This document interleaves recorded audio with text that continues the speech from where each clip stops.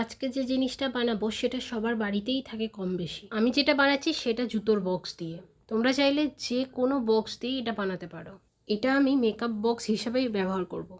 তোমরা চাইলে এটাকে জুয়েলারি বক্স হিসাবেও ব্যবহার করতে পারো।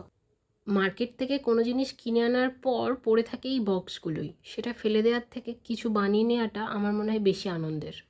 প্রথমে একটা কার্ডবোর্ড কেটে নিয়েছি সাইজ মতো, তারপর সেটাতে কাপড় ভালো করে পেস্ট করে সেটা বক্সের মাঝামাঝি বসিয়ে দিয়েছি।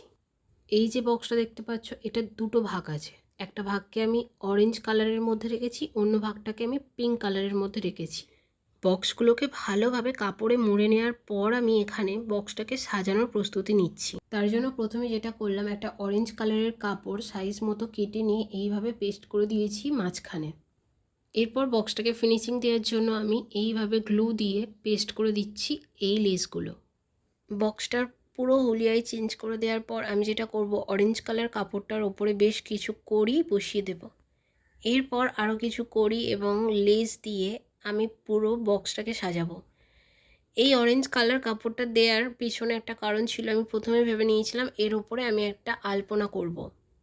তোমরা যদি চাও এর ওপরে কোনো রকম ডিজাইন না করে পুরো একটা পেন্টিংও করতে পারো। কাপড়ের উপর করা খুব সহজ। যতক্ষণ এই পেন্টিংটা চলছে ততক্ষণ কিন্তু তোমরা চাইলেই আমাকে সাবস্ক্রাইব করতে পারো ইউটিউবে। আমি ইতি মোনালিসা নামে রয়েছি। এছাড়াও তোমরা ফেসবুকে যারা দেখছো তারা আমাকে ফলো করতে পারো। এখনও যদি না করে থাকো প্লিজ প্লিজ প্লিজ একটা ফলো করে দাও, এটা আমার জন্য অনেক।